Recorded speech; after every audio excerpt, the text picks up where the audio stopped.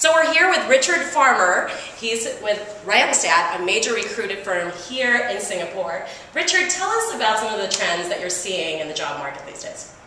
The trends we're seeing across the market in Singapore is that businesses are really looking for a specific skill set. So they're very much targeted at niche skill sets. So what we're seeing is it is a candidate short market, but companies want Asian experience and they want certain skill sets. Business development is still a key skill, but they're looking for people with the actual skill set in Singapore, so have Singapore clients or Asian Pacific clients. We're still seeing qualified accountants as well, also research and development in the life sciences businesses is another area that we can still see a skill shortage. Okay, so we're with CRCE, and as an expat coming in to Singapore, a new market, what kind of skills do I need to really compete for some of these high-level jobs? The first thing we see, and this CRCE is a great organisation because it's not just focused on the Americans, it's focused on many different countries. The one thing is how is your resume seen by the recruiters and by the companies out there. So you may have to look at tailoring your resume to what Singaporeans want to see. Singaporean HR and Singaporean businesses obviously match off a job spec. So they're looking for key skills. If they don't see that on your resume, they may just look over it. So we often talk about the Singaporean black hole where you're applying, you never hear anything back. That's because it's very much black and white.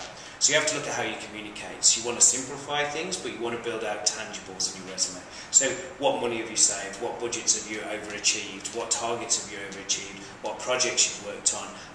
And really also clarify what companies you've worked on. They might not understand what those companies do or where they are. So it's all about adding some clarity to your job application process. Well, and some of our viewers may be kind of skeptical about working with recruiters, because you know, we all know some of the horror stories some applicants have had with recruiters. Yeah. What would you say to those people? Like, is it important to work with a recruiter in this type of market, or can I do it myself? I think it's, you know, from a recruitment standpoint, working at Randstad, I would say yes, you should. Of course, you need us. But I think in this market, and if you're coming from overseas, it's actually good to look at a blended approach.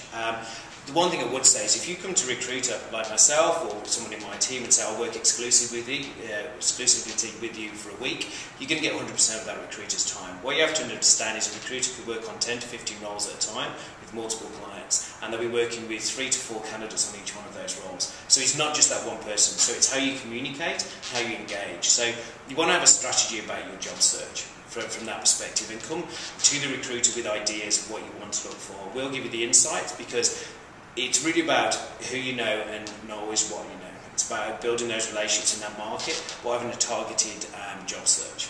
Okay, well there you have it. Richard Farmer saying networking is still the #1 thing, right? Yeah. Thanks so much, Richard. No problem. And don't forget to check out CRCE for more great workshops led by people like him. Thank you.